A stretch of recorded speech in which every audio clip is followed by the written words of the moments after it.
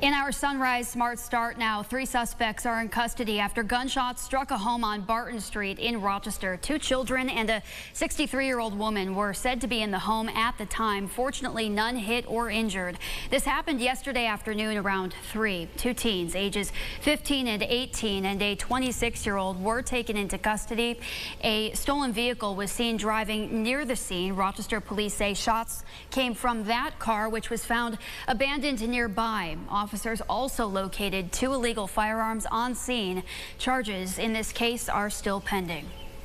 A man is expected to survive after being shot in the city. Police say this happened on Jefferson Ave in Rochester around 8:30 yesterday morning. The victim, a 34-year-old man, underwent surgery for his injuries. Currently, there are no suspects in custody. Anyone with more information asked to call 911. Multiple people displaced following a basement fire in Rochester's Lyle Otis neighborhood yesterday afternoon. The fire broke out just after 2 on Sunset Street. Crews quickly extinguished the flames. No one was hurt, but the fire did cause some minor damage to the structure. The cause of the fire is still under investigation. Meantime, while responding to that incident, a Rochester Fire Department truck was involved in a crash with another vehicle just about a block away from the scene there. The driver of that other vehicle was taken to the hospital for evaluation. A person is dead and another injured after a crash yesterday morning on 104 westbound at Carter Street. Rochester police say just before 4 a.m., a vehicle traveling westbound on the 104 ramp on Carter appeared to have tried to beat the light when it was struck by a vehicle heading north on Carter. Police say both occupants of that westbound vehicle were taken to the hospital. One died later that day. The other said to have minor injuries. Police say no charges at this time have been filed and say it appears neither alcohol nor drugs played a role in this crash. Well, state police are investigating a crash in Albion, leaving 1 dead. Troopers say the vehicle was heading eastbound on West County House Road when it left the shoulder, causing the vehicle to roll multiple times before eventually stopping. A passenger in the vehicle, 19-year-old Gabriel Casanova of Medina, was pronounced dead on scene. 3 other occupants were released from the hospital. And 3 people were taken to the hospital after a 5-car crash in the city. Rochester police say this happened Friday night in the area of Dewey and Dorothy Avenues. A 47-year-old woman, 26-year-old man, and 22-year-old man were all taken to the hospital by ambulance, and they are expected to survive. 4 of the cars involved were towed from the scene. No drivers have been cited or arrested at this point in the investigation. Well, Saturday marked 1 year since the overturn of Roe v. Wade, changing the landscape of abortion access nationwide. Since then, New York has allocated $35 million for abortion providers. Governor Hochul signed a new piece of legislation expanding abortion access. President Biden is using the 1-year marker to issue a new executive order strengthening access to birth control medications through the Affordable Care Act, Medicare, and Medicaid services. I know I'm 198 years old, but all kidding aside, think about that. I never ever thought I'd be signing an executive order protecting the right to contraception. Meantime, those on the other side of the aisle celebrating this milestone with large crowds seen in Chicago gathering for the Rally for Life event. They say over 60,000 babies have been saved this past year due to the decision. Well, New York State has now established a safe haven for transgender youth. Governor Hochul signing several pieces of legislation here protecting the LGBTQ+ community ahead of the annual Pride March in New York City. The Trans Safe Haven Act, sponsored by local Assembly member Harry Bronson, ensures protection to healthcare providers and those seeking gender-affirming care. According to the Human Rights Campaign, so far this year, more than 200 bills specifically targeting transgender and non-binary people have been introduced in state legislatures across the country. Another piece of legislation Governor Hochul signed into law further protects their right to receive addiction treatment and rehabilitation. We leave here recommitted in our quest for justice and equality for all. And we'll always be that beacon to the rest of the nation on how to do it right. Because from Seneca Falls to Stonewall. We have stood up for people from the very beginning. And let's continue it one more time, New York. This is a community worth fighting for.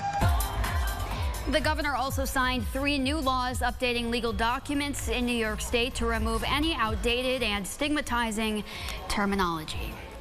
Well, ahead of elections coming up, faith leaders took to the steps of Rochester City Hall, marching to the Monroe County building for early voting. The initiative here is called Souls to the Polls, and the hope is to empower members of our community to exercise their right to vote. Organizers welcomed all, regardless of faith, race, or political affiliation, because as they say, every vote matters. I believe that this democratic process is set up so that everybody gets represented. And because of that, we need everybody to participate. Young, old, black, white, whatever side of the aisle that you're on, we just want you to participate in the process so that we can have our voices heard. Faith attendees were led in a brief worship before beginning their march. Yesterday was the last day for early voting, with Monroe County alone reporting a turnout of just over 3,500 voters. Over to Webster now, where Hegedorns Markets is in its last week of operations. Multiple generations of customers are reflecting on the legacy the store leaves behind. What began as a dairy store in 1936 grew to a more than 45,000 square foot facility over time. Some customers we heard from over the weekend say they're going to miss the personal connections they felt with staff, with other customers, as well as the unique services they feel can't be found at neighboring grocery stores. The manager's always around. If you have an issue or whatever, they're right there. The people are out stocking the shelves, answering questions for you, handing stuff to you, carrying your groceries out. And really, I am going to miss the donuts because they're the absolute best. Donuts seem to be a highlight there. Hegedorns reducing its hours this week and will be shutting down various departments in the store until they close their doors for good a bit later this week. Any leftover products here will be donated to FoodLink. And of note, the liquor store on the other side of the property will remain open. The Guida's Pizza Shop next door will be relocating to Webster Village. Well, summer is here, school is out, lots of families getting ready for summer, and local leaders are helping by kicking off the season in style. Senator Jeremy Cooney partnering with some local groups for a summer kickoff barbecue over the weekend at Jones Square Park. This featured free food, a bike raffle, among some other activities. Parents were also given information about summer programs for their kids. We want to celebrate our families. There's so much negative things that we always concentrate on, or challenges that we know we have to work on. But what about the good things too? And we want to make sure families know that we love them, that we care about them, that we see them, and that they're valued.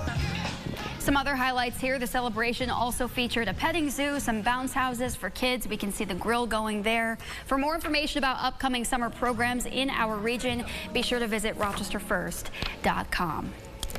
And Rochester's Jazz Festival, of course, in full swing. The week continues. The festival features all the food, music, drinks that people know and love. Over the course of the 9-day celebration, 300 different performers ranging from all different types will take the stages. We're getting a look at the sights and sounds now of this year's Jazz Fest so far.